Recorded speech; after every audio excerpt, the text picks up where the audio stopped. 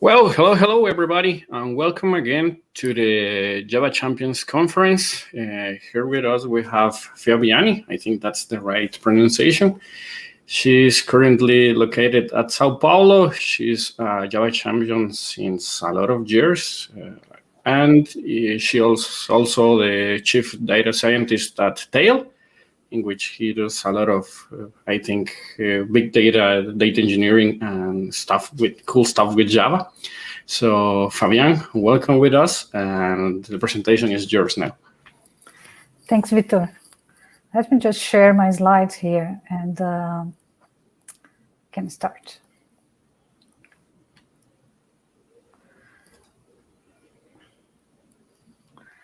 So first of all, thanks a lot for coming, and thanks a lot for coming to the Java Champions Conference. I'm sure everybody miss having a face-to-face conference this year, but I'm sure we are going to be all together in a crowded place very soon. So I'm going to talk about data engineering and machine learning engineering for Java developers. As Victor said, I'm a long-time Java developer. I was the architect of several large information systems made in Java here in Brazil and some used abroad. And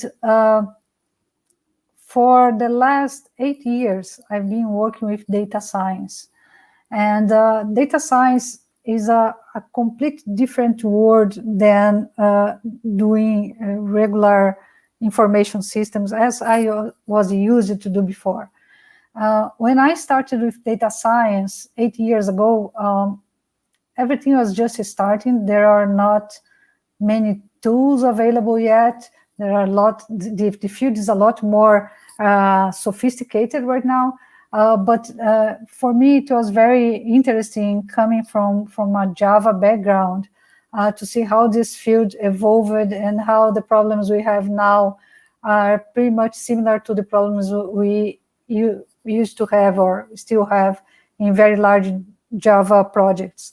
So the idea of this presentation is just to give you an overview of common problems in data science, especially in data engineering and machine learning engineering, from a Java developer point of view, and what you can do with Java to solve some of these projects. Right, so data science became a very hot field a few years ago, to the point that everybody wanted to enter the field. There were promises of a completely artificial intelligence revolution, that all the decisions would be made with data science, that everything was going to change. And in fact, if you look at the artificial intelligence field, we had lots and lots of advances in technology and in the algorithms in the last years. So, for example, here is a graph that shows how the voice recognition algorithm by Google improved over the years. So if you look at 2013, the algorithm would get maybe 75% of the cases right, while humans would get 95% of the cases right. And in 2017, this type of algorithms became as efficient as humans. And you can see this happening in many other artificial intelligence areas where this field is really improving and is really delivering lots of algorithms that we thought wouldn't be possible in the past. However, we also have now several services like cloud services like Google AI or Amazon AI And libraries like Spark, MLlib, this is an open source library from the Apache Spark project that provides several algorithms, artificial intelligence algorithms that you can use in your data science projects.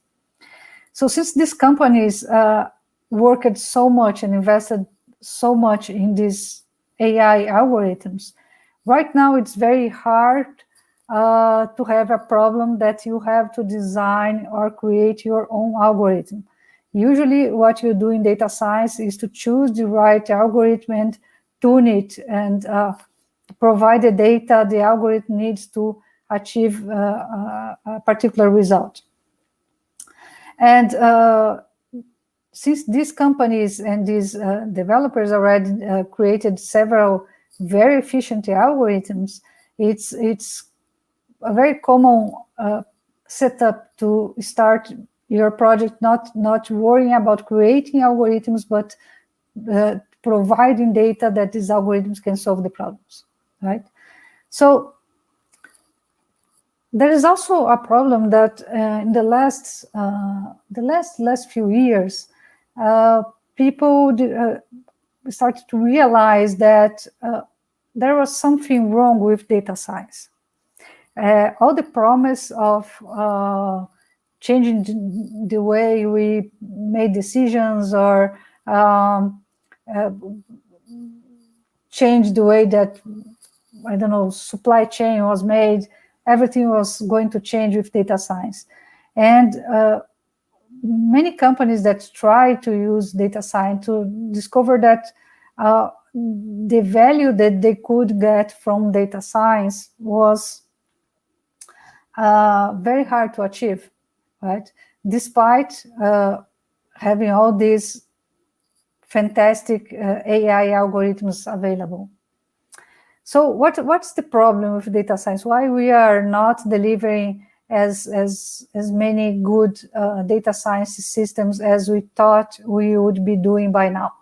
Well, the problem basically is that many companies or many projects don't have enough data or don't have data that's suitable to solve a particular problem. And having this data available and having it available in a way that is easy to use and and in a consistent form, it's actually very hard. So there are many companies that hired lots and lots of data scientists, and now they realize that they don't have enough work for all these data scientists because there's a lot of work to be done in preparing the data and the methods to be able to provide these data scientists with enough data in a way that they can actually apply the algorithms, right? So if you look at a typical pipeline of data science, or how one of these data science systems is designed, usually the pipeline is pretty much like this one.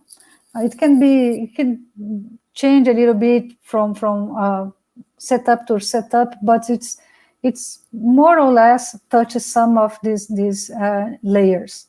So first, you have several data sources. This can be your transactional system or a third-party database that you bought to provide new data that you need, or it can be open data sets that are available on the web. It doesn't matter. Usually you have several data sources. And this data, usually it's in a raw format. It can be a log file, it can be a dump of your transaction database or a CSV file, it doesn't matter. There are usually several types of data that you have available to solve a particular problem.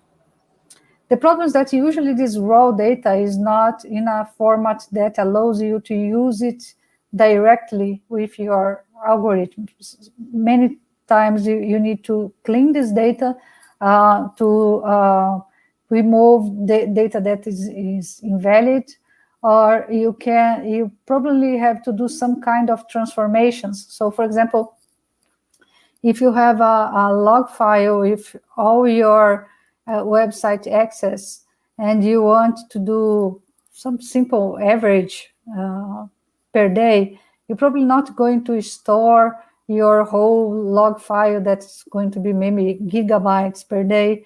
You probably want to transform this in a smaller file with just information you need. So it's very common to transform the raw data you acquire in something new so you can use it with your algorithms. Then there is usually some layer that's called feature engineering, where you extract features from the data you have. Features in data science are variables that are obtained from different methods. For example, you can transform a series of data in tokens that are going to be better handled by the particular algorithm that you're going to use, or create, I don't know, transform dates in months or things like that. So feature engineering is a very important part of the data science project, and it usually is more transformation, is more algorithms over the data that you acquired from your system. Then it's very common to have some layer of data augmentation. Data augmentation is when you don't have, the data you have is not enough to solve a problem, and you acquire data from a third party to augment your data and have more information to solve the problem. This data can be acquired by a fee from a seller, or it can be acquired by an open database that's available out there. It can be, for example, census data or things like that. It's very common to have some kind of data augmentation in a data science project. Then when you have all this data, all this data transformed, the feature calculated, the data augmented, and everything done, then you can do your model. The model is when you apply your artificial intelligence algorithm over the data and obtains a piece of software that's called a model that's just trained to deliver insights that what you actually want. And usually you have to provide some kind of visualizations. Data visualization is a very hot field as well. So usually you're going to use a tool like Google Data Studio, for example, to connect to your data that was processed through a model to provide some form of visualization so you can understand the insights you had. You can have some data science projects that don't have visualization. The output is just at least another file, for example. But usually you have something like this as your data science pipeline, right? So the fun part, the artificial intelligence part, the part that everybody wants to work on is the model, right? So imagine that you have all your data prepared and everything done, and then you just have to create your model. This is where data scientists are happy. But the problem is that the rest of the pipeline, it is what we call data engineering. This is responsible for 90% of the work in a data science project. So although everybody likes to work on the 10% that is where the fun is, 90% of the work is actually data engineering. And so this is right now the biggest problem with data science projects.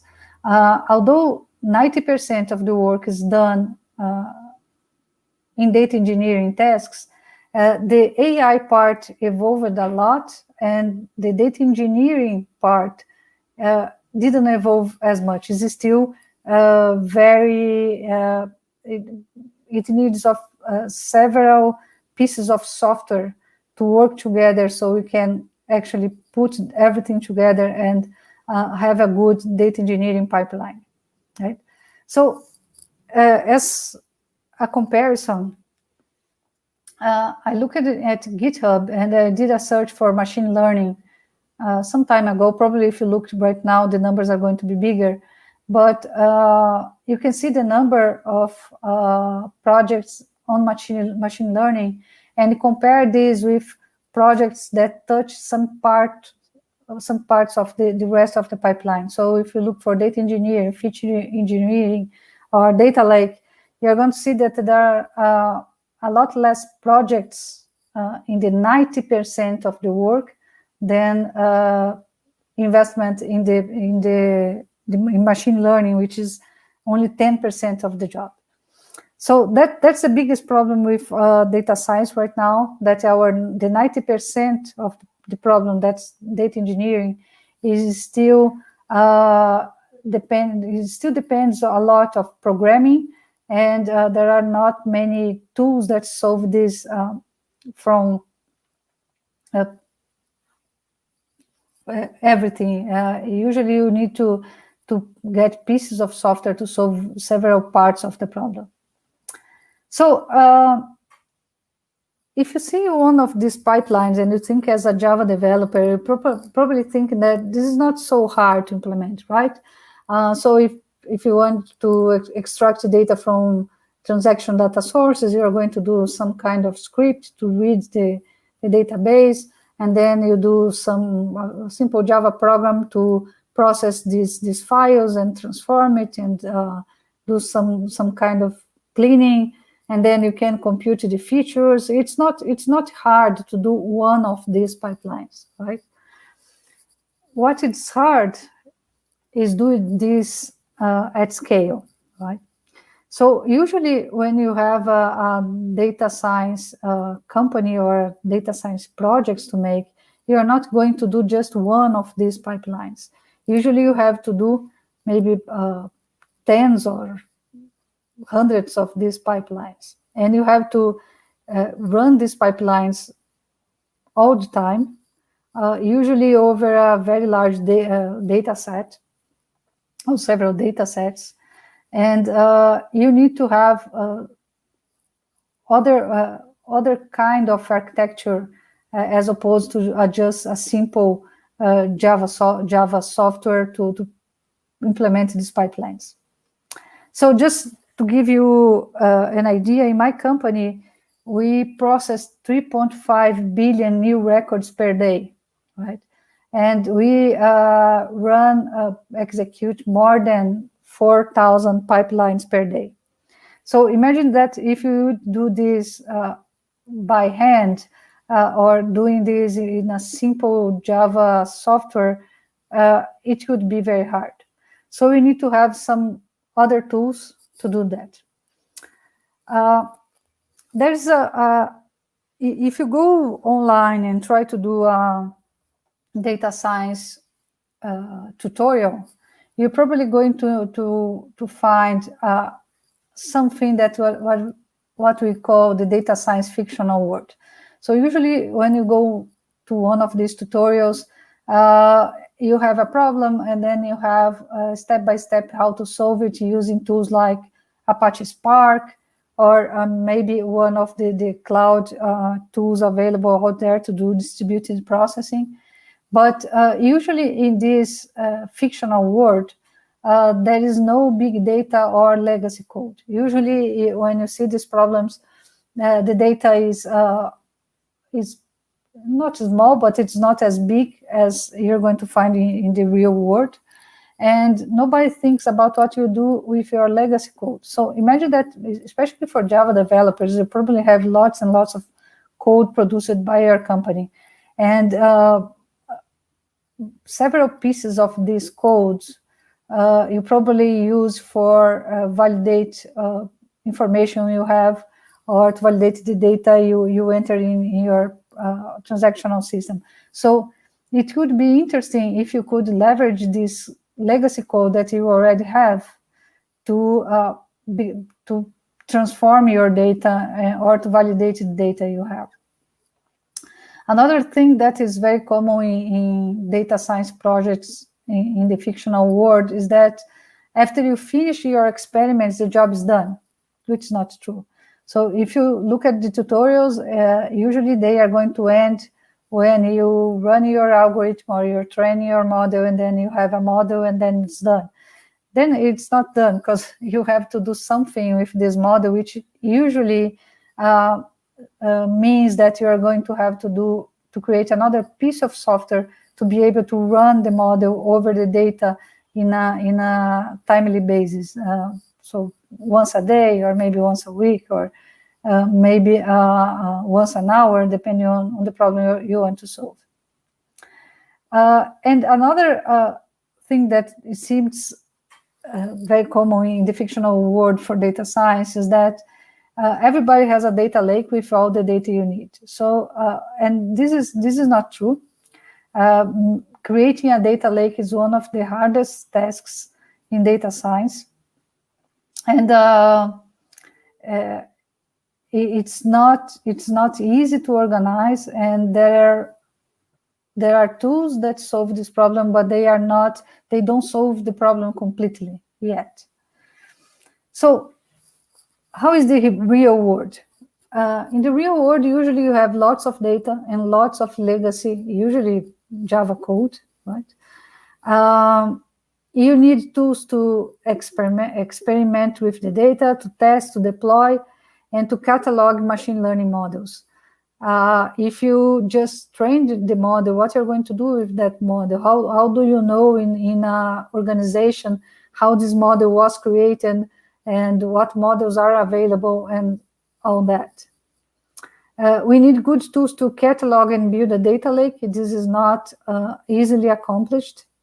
And you need good architecture practice to build scalable solutions to process data and train models. This is something that Java developers are used to do, but when you see many data science and data engineering projects, you will still see that many lack some good engineering practices to put this all together.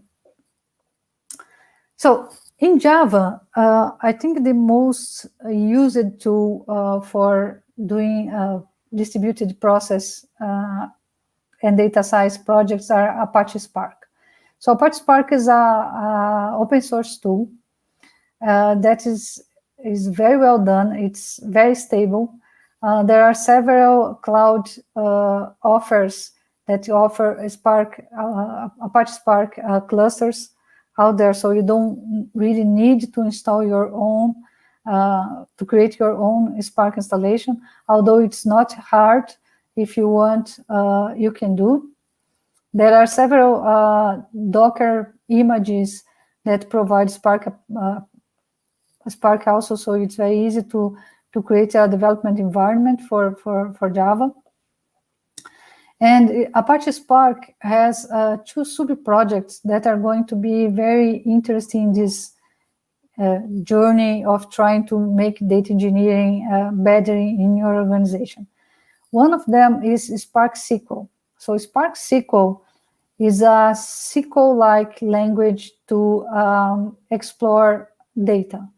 So using Spark SQL, you can search your data, but search and modify your data. But when you do that, instead of doing in a transactional database, you are doing this over a distributed cluster. So if you have, for example, files with lots of data, really big data available in a bucket on a cloud service, for example, you can use Spark SQL to explore this data. And the queries are actually going to run over the cluster. And another library that's very interesting is Apache MLlib. This is also part of the Apache Spark project, although it can run independently. But MLlib is a set of machine learning algorithms that are ready to be used for the machine learning part of your data science project. Right? So I'm going to explore this using these 2 libraries as part of try to solve some of the data science and data engineering problems that you usually have.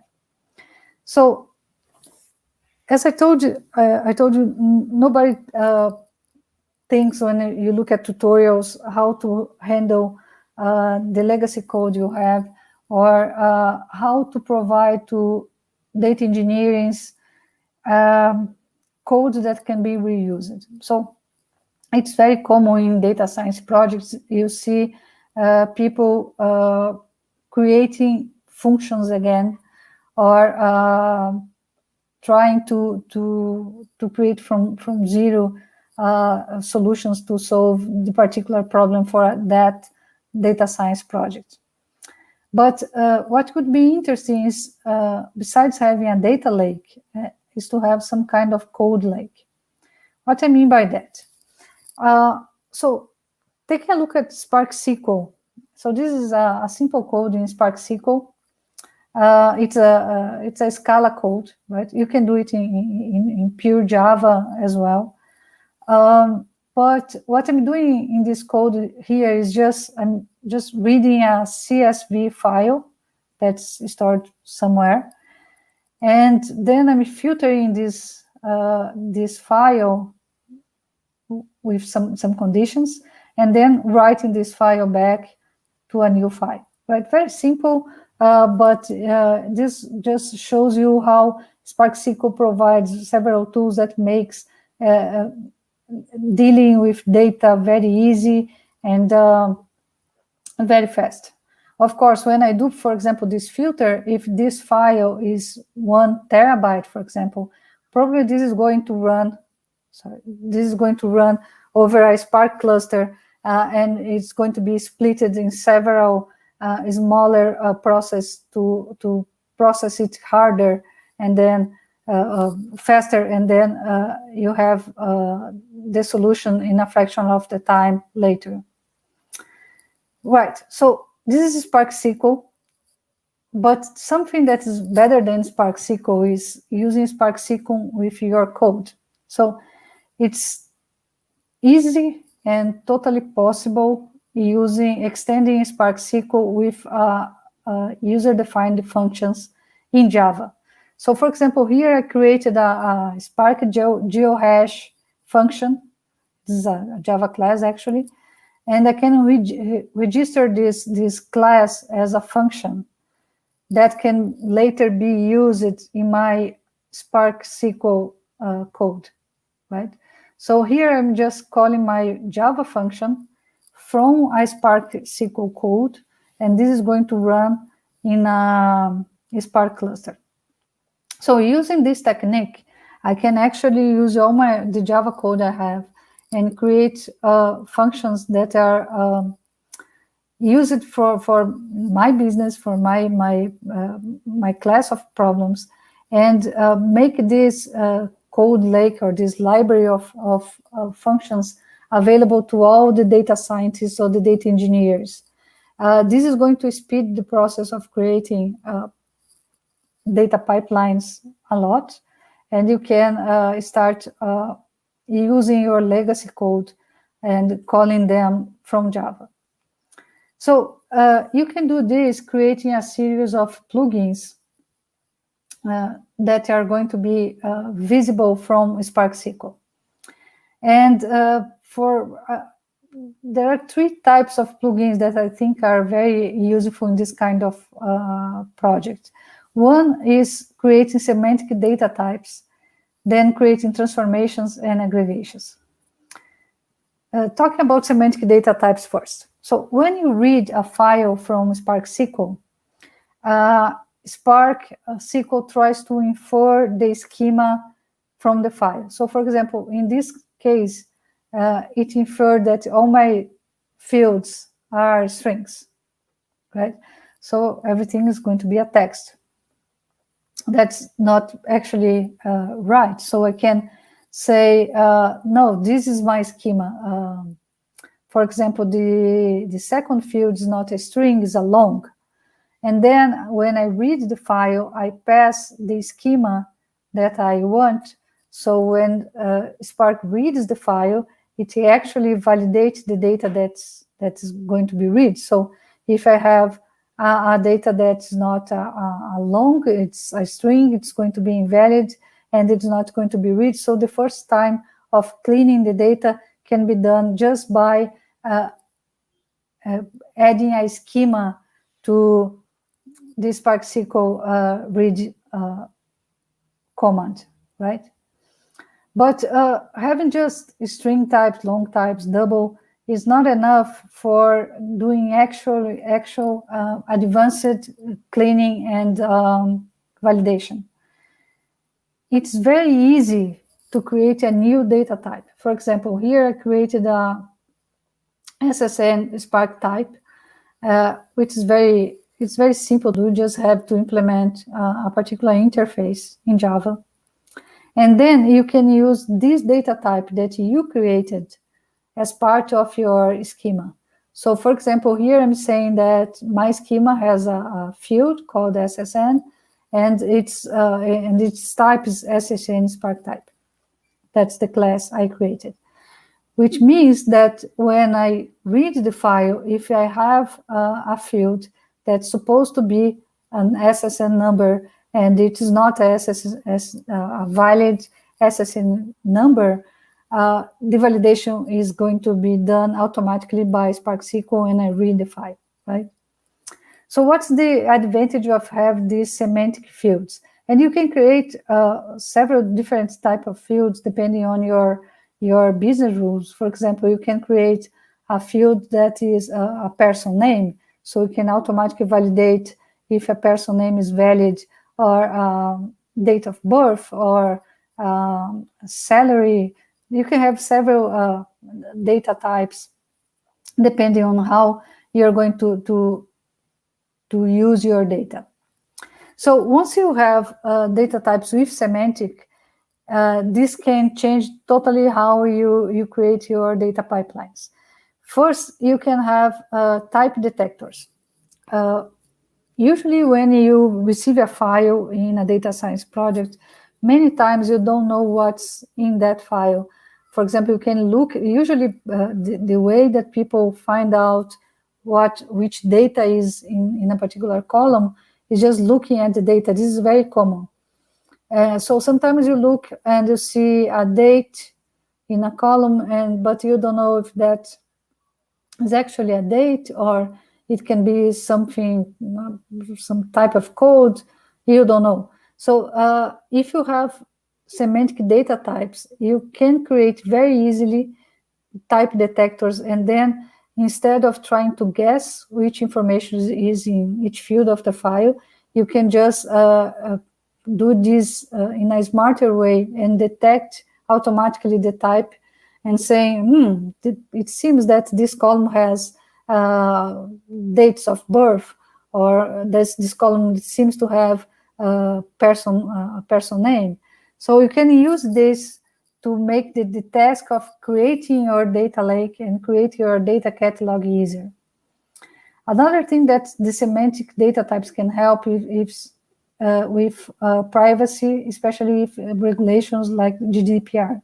Once you have the semantic of the data type, it's very easy to enforce some kind of privacy transformation. For example, in my company, when we detect that data has sensible information like a person, some kind of person identifier, we automatically anonymize that data, so data scientists can still do their experiments, but without seeing the actually personal data that is being processed.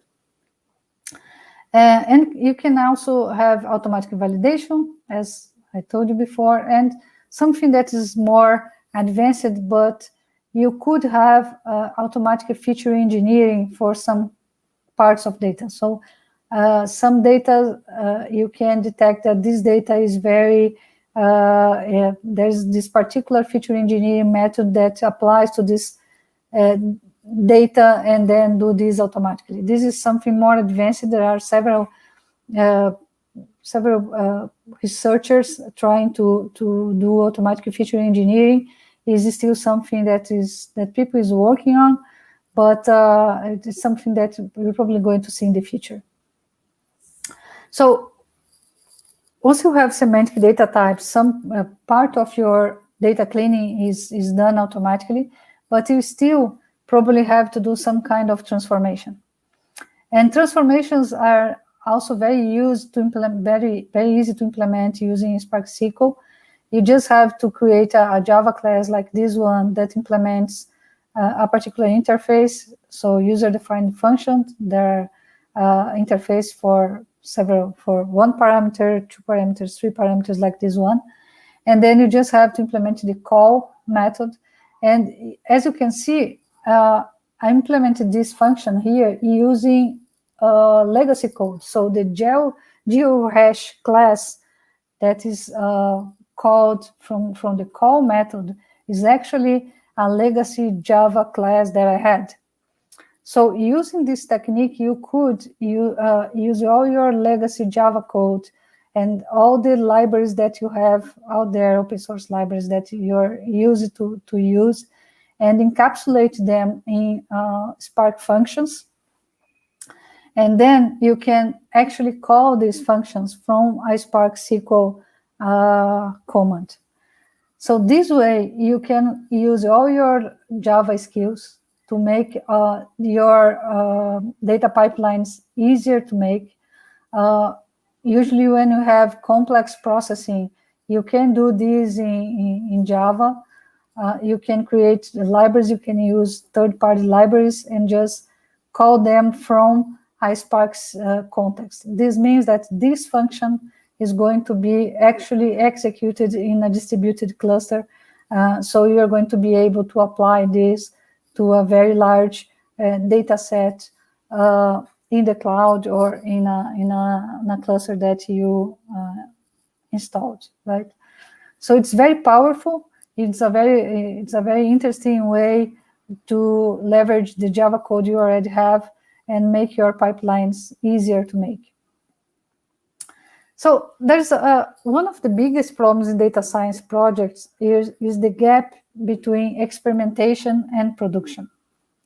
So usually you start a project doing some kind of experimentation. So usually you get a sample of the data because you're not going to do experimentation in a real big data set. Usually you get a sample of that. Usually in data science projects, you usually use some kind of notebook. Notebooks, for the ones that are not familiar with data science, are tools that allow you to write code and execute code in an interactive way. I think the most famous notebook out there is a tool called Jupyter, but there are others that are used as well.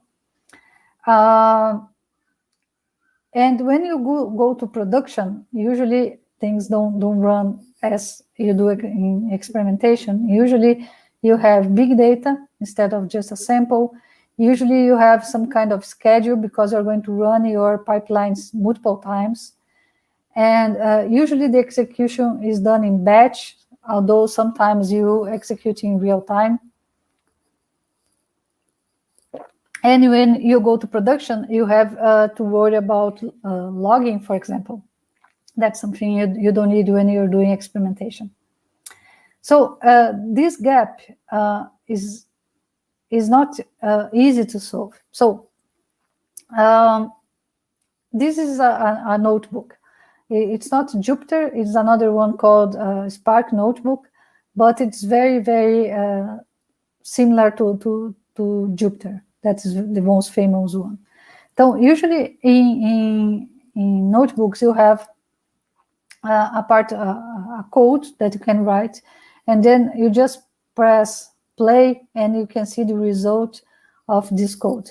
The result is this graph here.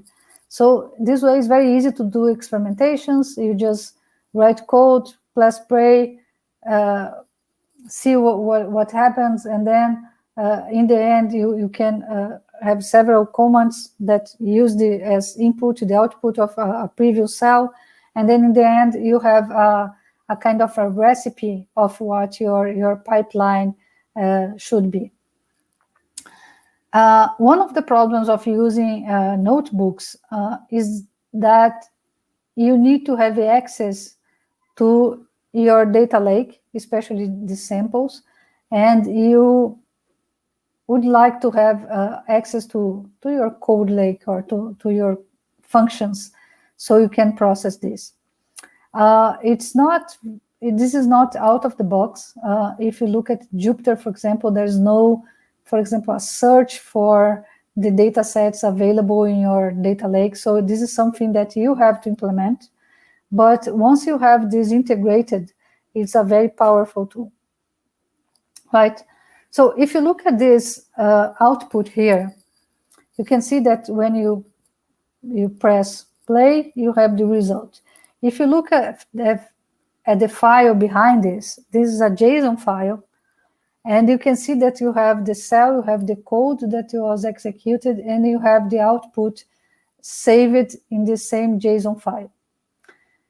The problem with this is that if you try to put these files in Git, for example, in some kind of versioning system, usually this generates lots of conflicts. It's not since the output, the result of executing the cell is saved in the document. There are lots of conflicts when you're going to version this.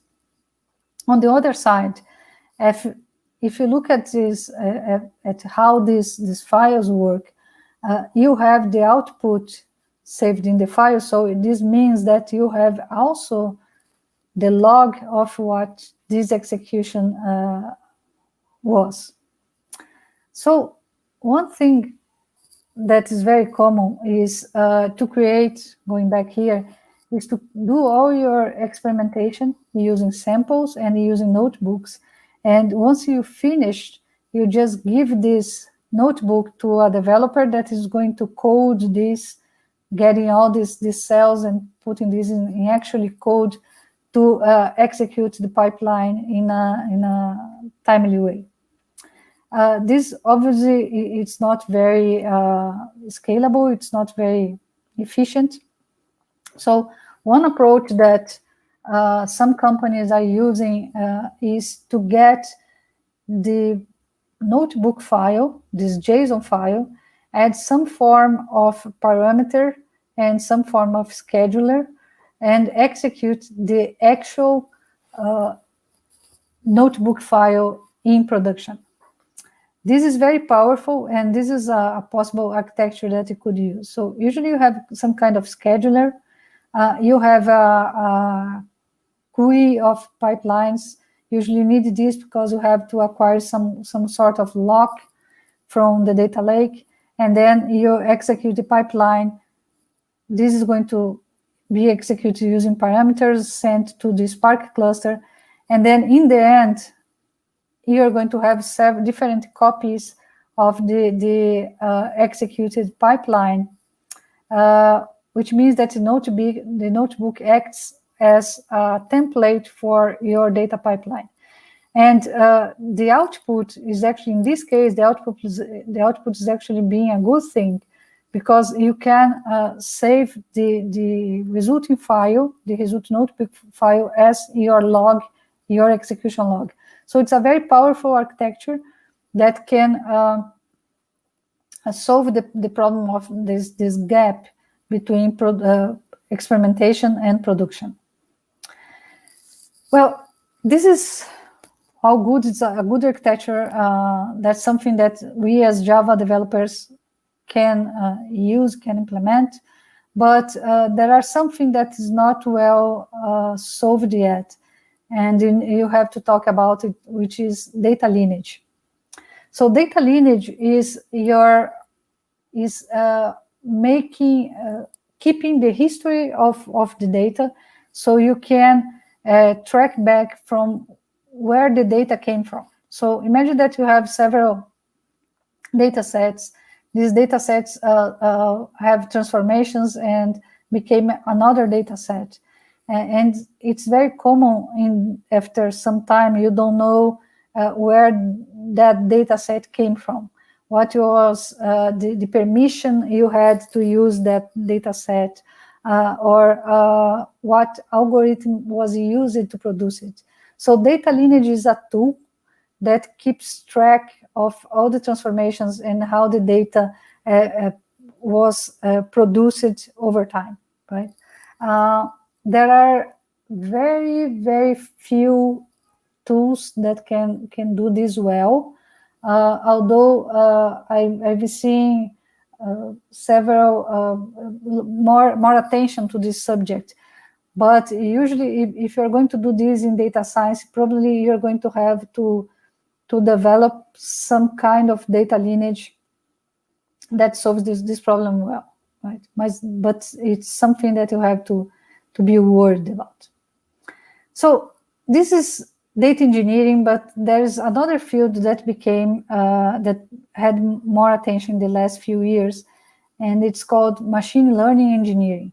So what's machine learning engineering? Doing models or training using machine learning algorithms to create models is just part of the problem. So machine learning engineering is what you do with the model once it's trained. So you need to have some kind of model catalog. You need to have some history so you can decide how the model was created, which parameters were used, which data was used to train the model.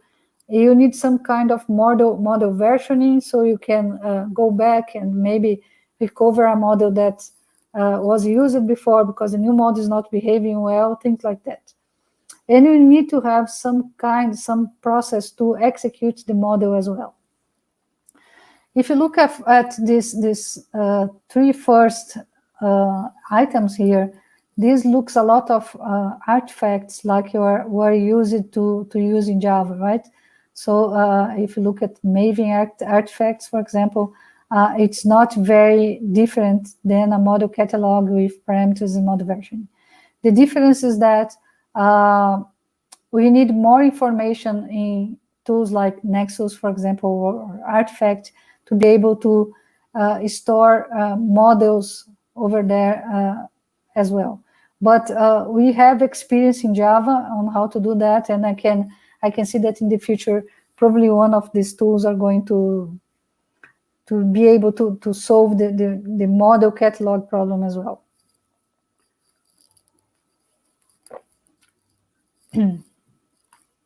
So another thing that is a problem, a very common problem, is how you create these models. So usually to apply a model, you need to do some kind of feature engineering. Feature engineers transformations that you have to apply to the data, so your model is going to handle the data well. And sometimes you have to you train the model using a set of feature engineers, and you then have to apply the same transformations and same feature engineering techniques when you're going to actually run the model over real data. And sometimes it's very hard to keep track of all the feature engineering techniques that you have to apply, and obviously is not the best solution, although this is used many times to just keep note of all the transformations you have to do before applying the algorithm. So one solution that Java developers have as well with Apache ML libs is the concept of a pipeline. So with Apache ML lib, you can create a pipeline where you say what feature engineering methods you used, and then when you're going to apply the algorithm after you train the model and you are going to execute the model, you can just apply the same pipeline. So all the transformation, the data transformation is going to be done as part of running the model. So this is a very powerful tool that Java developers have to solve the model execution problem as well. Another thing that has been talked a lot in the last months, I would say, is the concept of a feature store. So once you do all these transformations and you create features, it's not very interesting to run the pipelines, because some of these features are very time-consuming to calculate. So people are looking for having some kind of catalog of features so you can reuse features as well. If you use the same concept of Apache MLlib pipelines, you can, if you see this code here, I applied two feature engineering techniques here, and then I applied a machine learning algorithm here. But I could as well just stop the feature engineering transformations, and then my model, my saved model is actually just the features, and I could apply this and then save the features in a data set to have a feature store as well. So this is a Java tool that can be used to execute models. It's very efficient, and of course these models are going to be executed over a Spark cluster as well. And just to finish, as we talked about data lineage, we have to talk about model lineage as well. There are not very good tools to solve the model lineage problem, but this means that for each model that you train, each version of the model, you should store which data you use to train the model, which parameters you used, how you obtain the data, and everything. So you can track back and explain later how you created that model. This is going to be more and more important as more decisions are made by algorithms. It's going to be very, very important for developers to be able to answer how the algorithm was created, why it's giving that particular result, which data was used to train, and everything. So this is model lineage, and this has to be integrated with the data lineage as well. So if some of the transformations used in the data was made by a model, I should be able to see my data lineage, which model created that data. So I can really track all the transformations that were made on the data, and then have the full control of how the data was created. So as you can see, most of the data science problems nowadays are architecture problems and things that Java developers have tools and have skills to solve. So this presentation, I just wanted to give you an overview of the problems that we have in the area. So I think that most of you can already think of tools that can be built to solve most of these problems, or how we can use our Java skills that were used to deal with complex architectures and things like that to solve some of these common problems that we have in data science. All right, so I think we have time for a few questions. My Twitter is here, so if you want to have a conversation later, just ping me on Twitter and we can talk later. Okay, so Vitor. So hello. Yes, you have actually a lot of questions. I picked some that I find really interesting. The first one, I will be posting this on the screen too. This one.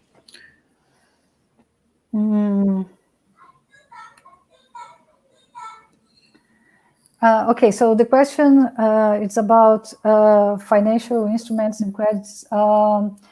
No, so my company is focused mostly on digital marketing. So most of the problems we solve are in this field. So, but we provide tools for other companies solve projects in the banking or in the financial sector.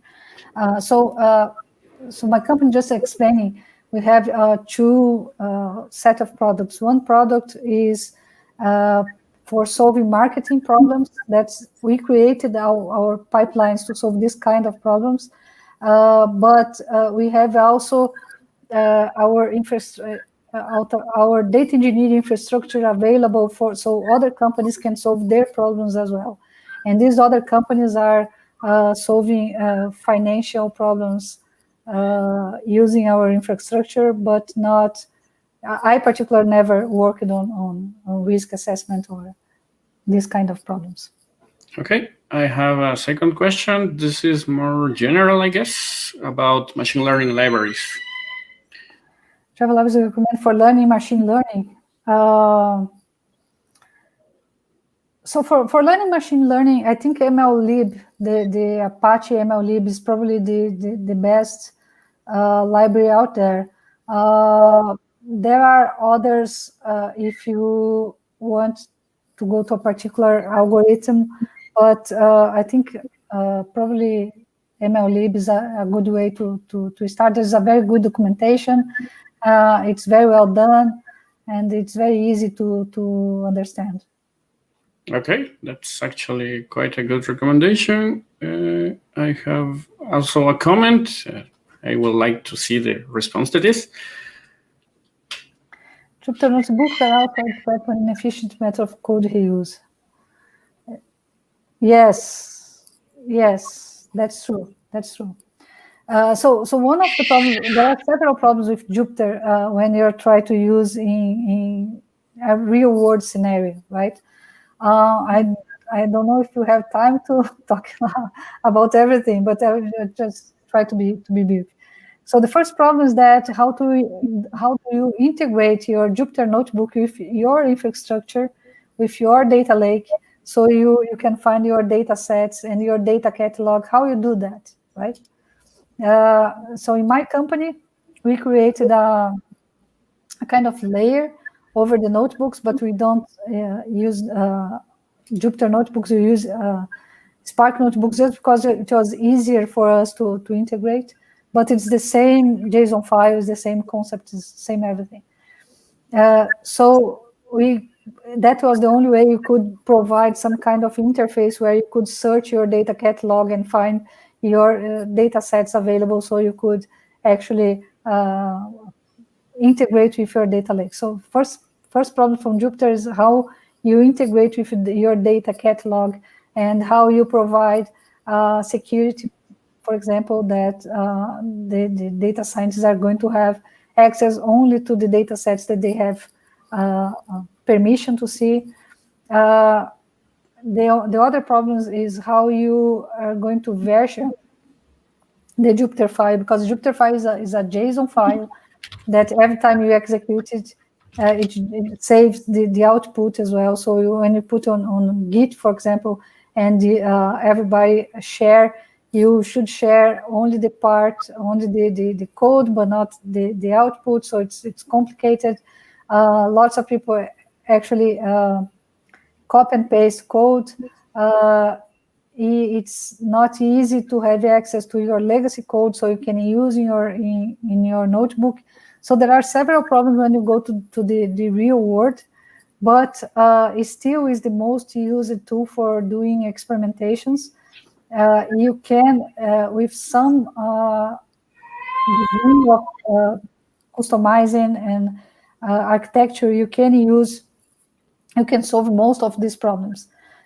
What we did, for example, when in this layer we built, when you save the notebook, you will save only the code cells, but not the output, right? So this way you can version it.